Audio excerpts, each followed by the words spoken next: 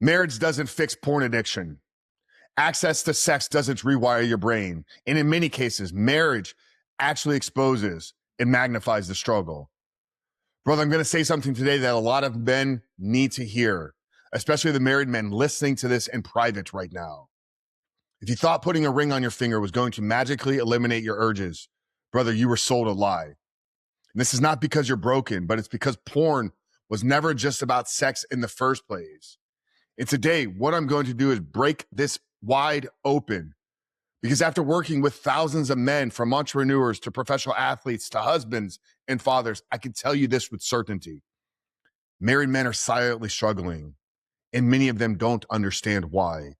So if you're married, if you love your wife, if you genuinely want to lead your home well, but you still find yourself pulled back into old patterns, today's episode is for you. Welcome to the Rebuilt Man podcast. My name is Coach Frank Rich, founder and host here, and it's been our mission for the last 6+ years to help men just like you, those caught up in the depths of pornography addiction, take back control, reclaim their identity, and rebuild their life. If you're new to the podcast, make sure to hit that subscribe button. If you're watching us on YouTube, turn those post notifications on. But here's the man I'm speaking to today. The one that thought that marriage would fix it. The one that thought that regular access to sex would calm the urges. The one that thought that once you settle down, this part of your life would just fade away. But instead, today, you stand here confused. You sit there frustrated. And maybe if you're being honest, you're carrying some of that shame because you're thinking, why is this still happening? Brother, listen to me clearly. You're not uniquely broken, but you are likely misunderstanding the root of this real battle. And before I get into the 10 reasons to why marriage doesn't solve porn addiction, we need to talk about what porn is actually doing to marriages behind the scenes. This is the part that most men underestimate. Porn just doesn't live in a private browser.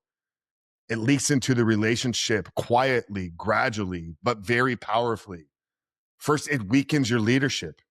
You cannot lead your home with full confidence while living a double life. This is the internal incongruence that happens, and your wife may not know exactly what's wrong, but she can feel when something is off. Second, it creates emotional and sexual disconnect. Porn trains the brain for novelty, speed, and control, but marriage requires presence, patience, emotional connection, and mutual intimacy. Over time, many men notice less initiation of sex, less presence in the bedroom, more performance anxiety, and less overall connection. And they don't always connect it back to this habit. And thirdly, it sets unrealistic expectations.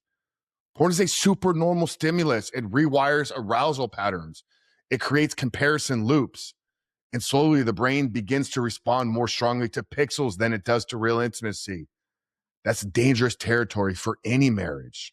Fourth, it erodes trust even before discovery. Women are incredibly perceptive. When a man becomes more withdrawn, more guarded, more irritable, it creates micro fractures in their connection. Sometimes this happens long before the truth ever surfaces. And fifthly, this fuels the shame cycle. This is the trap many married men live in. Stress builds, urges rises, porn becomes the escape. Then shame hits. And what does shame create? More stress, more emotional pressure, which drives the cycle again. This is why marriage alone doesn't fix the problem, because the root is still intact. And that brings us to the real conversation. Let's talk about the 10 reasons why marriage doesn't solve porn addiction in the first place. Reason number one is because porn was never about sex. This is the foundational misunderstanding for most men. They think if I just had regular sex, this problem would go away. But for the vast majority of men that I've coached, porn was never primarily about sex. It was about escape, stress relief, emotional avoidance, quick dopamine. You don't cure an escape pattern with more access to sex. You cure it by rebuilding the man who no longer needs to escape. Reason number two is marriage increases pressure. Marriage is a blessing, but it's also a big responsibility. Financial pressure, emotional pressure, leadership pressure, time pressure. Many men enter marriage without the emotional regulation tools to handle that weight. So what happens? When pressure rises, the brain reaches for the fastest relief that it knows. For many men, that's porn. Reason number three is the brain craves novelty. This is neuroscience, not morality. Long-term relationships naturally become more familiar over time. deeper emotionally, more neurologically predictable. Porn, on the other hand, offers endless novelty, endless variety, and endless escalation. This activates what's known as the Coolidge effect. And if a man has conditioned his brain on novelty for years, marriage alone will not undo that wiring. Reason number 4 is real intimacy requires emotional presence. Porn requires nothing from you, no vulnerability, no emotional availability, no fear of rejection, no performance pressure. But real intimacy with your wife, that requires presence. And for emotional avoidant men, presence can feel uncomfortable. So the brain defaults to the easier path, not because that man doesn't love his wife, but because the nervous system was never trained for true intimacy. Reason number 5 is performance pressure increases. This one hits a lot of men quietly. After marriage, many men feel pressure to perform consistently, satisfy their wife, maintain attraction, and be on constantly in the bedroom. If there's an underlying insecurity, porn has become both the coping mechanism and the thing that makes performance worse over time. I've seen it happen thousands of times. Reason number 6 is your nervous system comes with you. Marriage changes your environment, but it does not automatically change your wiring. If porn was your go-to mechanism when you were single, it will unlikely still be there when you're married, unless you intentionally rebuild your nervous system and identity. Environment shift does not equate to identity transformation. Reason number 7 is stress becomes a major trigger. Let's be real about the married life: kids, finances, sleep deprivation, work pressure, relationship tension. Stress levels often go up after marriage, and stress is one of the biggest relapse triggers known to man. Without healthy regulation tools, the brain defaults to what's familiar. Reason number 8 is gradual intimacy drift. This is a slow fade that many couples don't catch early enough. Porn subtly trains the brain to prefer control over connection, fantasy over presence, and novelty over depth. Over time, this can lead to less pursuit, less polarity, and less emotional closeness. And many men don't realize it's happening until the disconnect becomes obvious.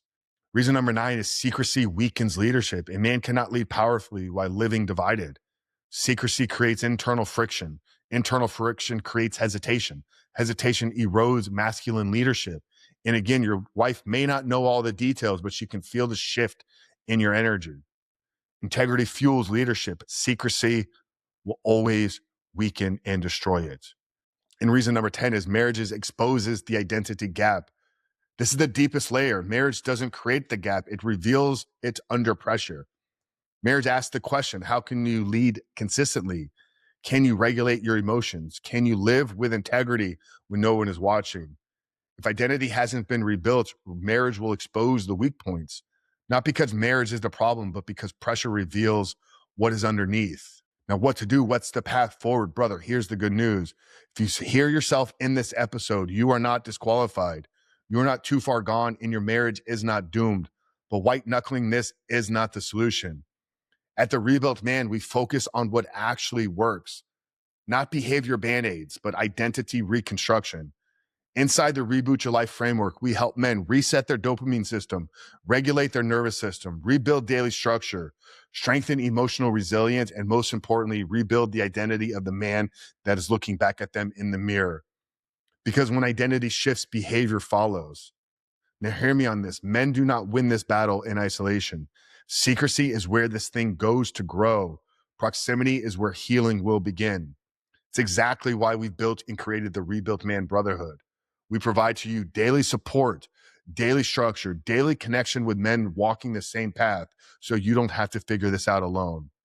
If what I spoke to and shared here today hit home, if you know it's time to close that gap, if you're ready to become the man your wife can trust, your next step is simple. Join us inside the Rebuilt Man Brotherhood on School. The best part is you can try this free for 7 days. Get plugged in, get support, and start rebuilding the man that you were called to be. Click the link down there in the show notes below or visit school.com/reboot your life to access your free 7-day trial today. And brother, I look forward to seeing you on the inside.